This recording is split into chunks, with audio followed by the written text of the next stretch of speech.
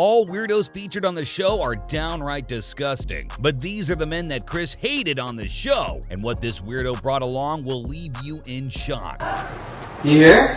Okay, first up, here comes a 20-year-old student who is studying at the Salt Lake City Community College in Utah. Considering he featured on the show, you can take it for granted that this loser screwed his life up forever. Sebastian Rodriguez should have ideally been at college working on his assignments, but sadly, he had another project in mind. When Sebastian started chatting up with the girl, he wanted to make sure he came across as a very approachable person. He not only lied about his age, but also went under the alias Chris, just to strike a better balance with the girl on the other side. It was only after the girl said that she was looking for someone older did Sebastian reveal his real age. When the loser arrived at the house, Sebastian welcomed himself in with great confidence. He started to look for the girl who could only be heard at the time. When he started to walk towards the direction of the voice, Wait a minute! Who the hell is that lurking from behind? Was he part of the crew? Or perhaps a cameraman looking for a better shot? Neither. This dude had actually tagged along with Sebastian. Yes, this was Sebastian's partner in crime, David Mackick. And before either of them could scoot off, Chris decided to step in. Okay, come right over here, please. Right over there.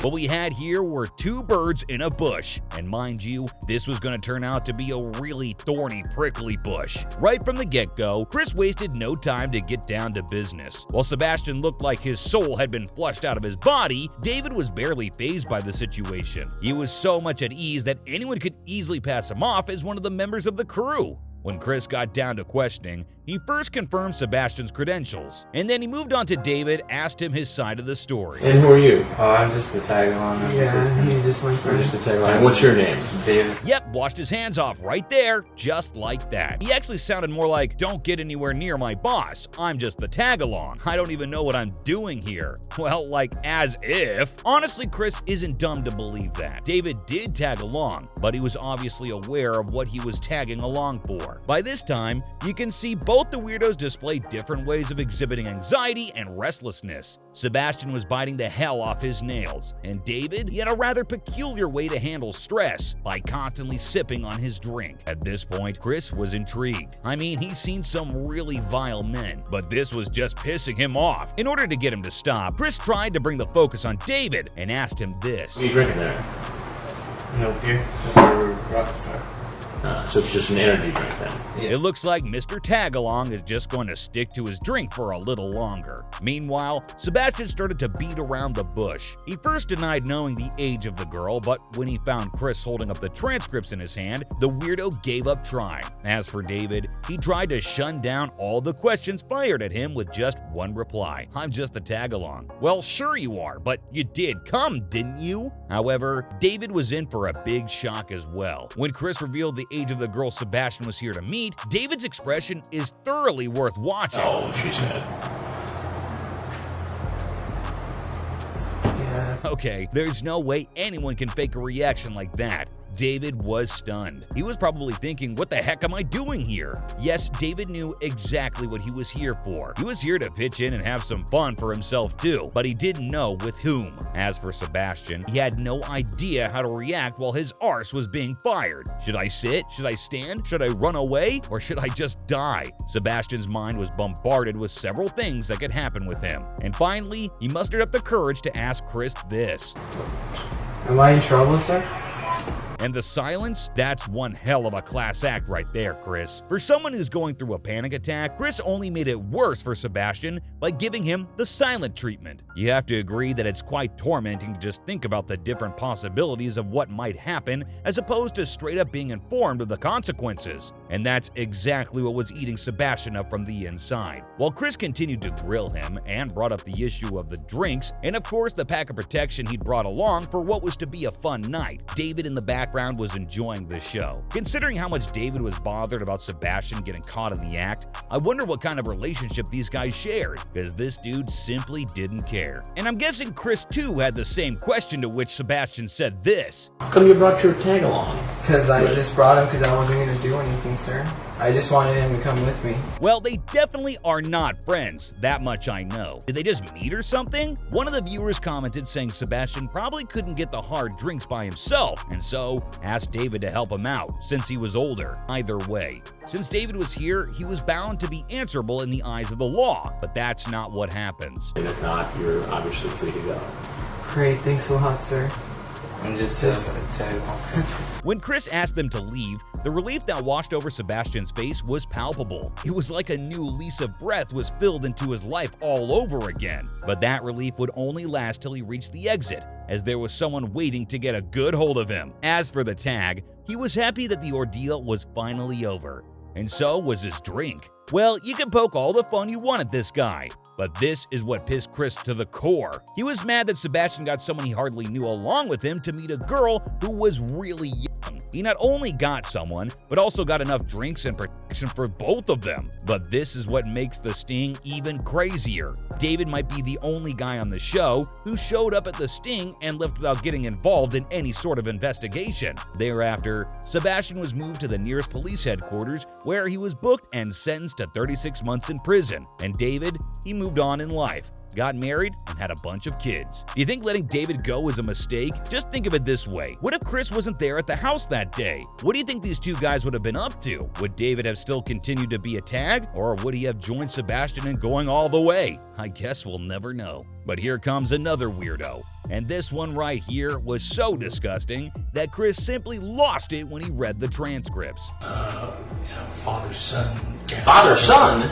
Yes. So this is the grandpa you don't want in your life, because this old man right here is actually the next weirdo on our list for today. Charles Harding, or simply Chuck, was all of 65 years old, but for some reason, he did not act his age. Chuck's chat with the boy he was in contact with online from the team might go down as one of the most disgusting chats to have ever been exchanged in the history of the show. When Chuck got in touch with the boy somewhere down the line, he got so engrossed in his dirty thoughts that he could not help himself but get all the demographics of the boy's body. The worst of the chat is still to come, but let me quickly show you a glimpse of what happened when Chuck made it to the Sting house.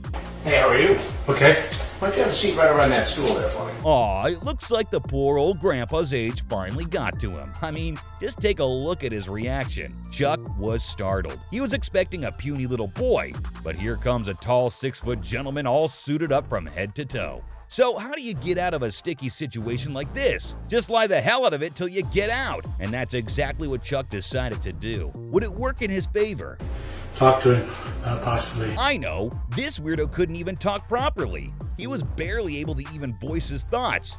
And yet, here he was trying to pull off an entirely different performance for the day. You'd think he had it in him to pull it off? Anyway, if you couldn't make out a thing of what he said, let me help you out. So apparently, there was this gentleman who called Chuck over because Chuck was selling a house. Wow, I have to give it to him. This was quite the storyteller. And mind you, his story is full of twists and turns. This man sure had a way with his words. But will it help him out of this mess he's in? When Chris started to read from the chats, good old Chuck could not believe what was happening. But did he know it? Nope. The man sat so still that it was hard to read his face. And when he finally opened his mouth, out came another hideous lie. Well, I have another person that uses my computer. Another person. Yep, why not? I mean, anyone could use your computer. Totally get it. But why is it that you are the one who showed up at the Sting house? When Chris continued to read the transcript, you can see how poetic Chuck really was. When the boy asked him if he was rich, this is how he replied.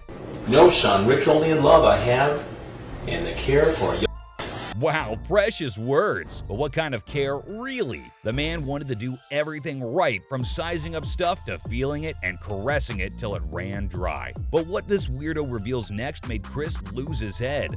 Military travel agency for 5 years, and then I was a government employee with the Navy. Yep, this man had worked not only for the Air Force, but also for the church in the past. And after all that, this is what he was doing? When nothing else worked, he finally admitted that he was the one who had chatted up with the boy. And well, the boy was in a gay chat room. So what was wrong with a little harmless chat? Again, just like he did earlier, he conveniently forgot about the boy's age. Well, I didn't really expect anything better from him anyway. But it's scary how many people this man would have come across in his whole life, and the kind of things he he would have done with them. I bet this wasn't his first rodeo. All we have to do is just scan his browsing history, and I'm not going to be surprised if I find a ton of other illicit chats in there. But Chris had a more pressing question to ask.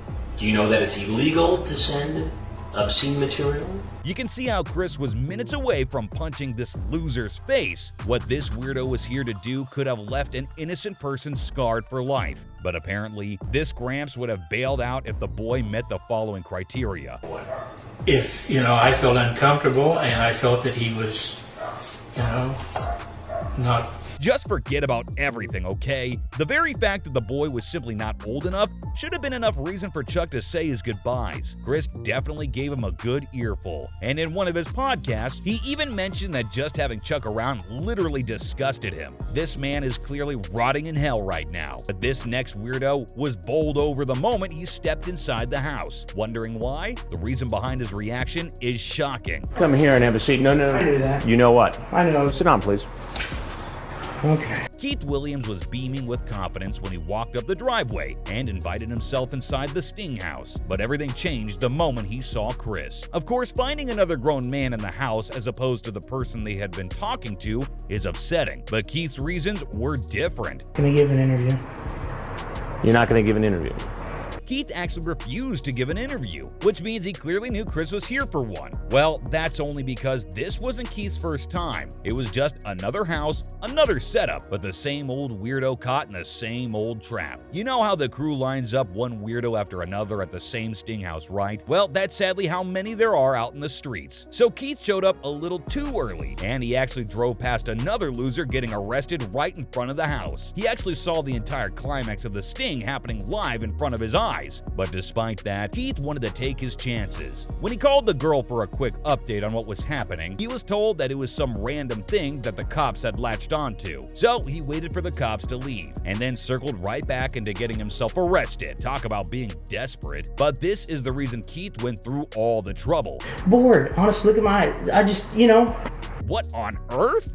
Bored? How can you even be this bored in life? Really? Have you got nothing else to do? Heard of anything called friends? Hobbies? Just chilling out maybe? No. Imagine if every bored person on the face of the earth shows up at random places like this. What do you make of a world like that? The sooner we pack such idiots away, the better. Because having them around is just no good. But this weirdo tried his best to talk himself out of the mess he was in. Anyway, I'll get rid of it and I'll never touch a thing again. I'll go to meetings, whatever you need me to do. Talk about being guilty. But what he did was to make Chris's job easier. Keith had just spilled the beans even before Chris got a chance to grill him. But when Chris held his ground and continued to read the horrendous transcripts, the weirdo had the craziest reaction I've ever seen. I'm wrong. Do you understand? I'm telling you I'm wrong. This man is definitely getting on my nerves right now. And nope, not one small hint of guilt on his face. And when Chris brought up his past encounter in a similar episode from the crew's online history, this clown had only one thing to say. Get me inside your mind. What's going on? Just bored. I'm single. I'm bored. To hell with your boredom, man. What kind of boredom is this? I mean, get a life, bro. Okay, one last try. Now the cameras are out, and Chris has also revealed his identity. But let's see if our man here will finally own his shit or not. Drove by this house and saw police out front. Yeah. Yet you walked in here anyway. Bored.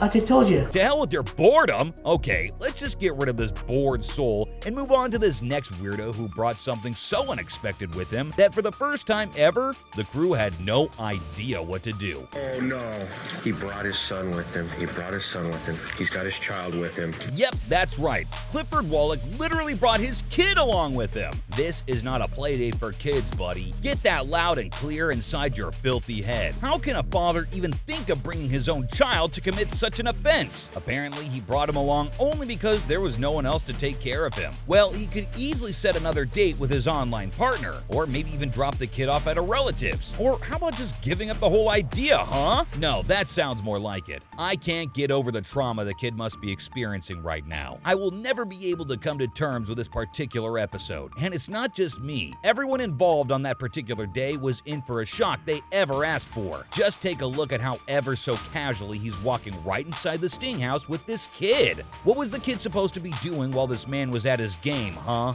The crew had no idea what to expect from a man who would stoop as low as this maniac, and it goes without saying that Chris didn't want to waste any time either. There is no way this could play out like any other regular bust on the show. The crew had to be very careful with this one. They wanted to make sure that the man knew he was in trouble, but at the same time, not alarm the child in any way. My point is, because your child is here, I think it'd be best if you just went ahead and left. Chris got straight to business, and this is one sting he will never be proud of. The TV presenter was very brief with the confrontation and let him go almost immediately. Now, this was going to be a very different kind of arrest. Sadly, the kid, no matter how much they tried, had to witness the arrest of his father. And all Clifford could think about at the time was this. Get arrested. Please give me my son, please. If you were so bothered about your child, you would never do something as disgusting as what brought you to the Sting house. You were not bothered about your kid, so stop putting up a show. In a podcast, Chris later shared this rather unusual experience and said that he despised Clifford for bringing the boy along. I'm sure the boy was old enough to understand what was happening, but one thing is for sure. Since this arrest was meant to go public, I hope the boy wasn't affected with the extent of humiliation on TV. So these were the weirdos Chris hated on the show, but who knows? There may be more weirdos out there who might show up with weirder things in the future.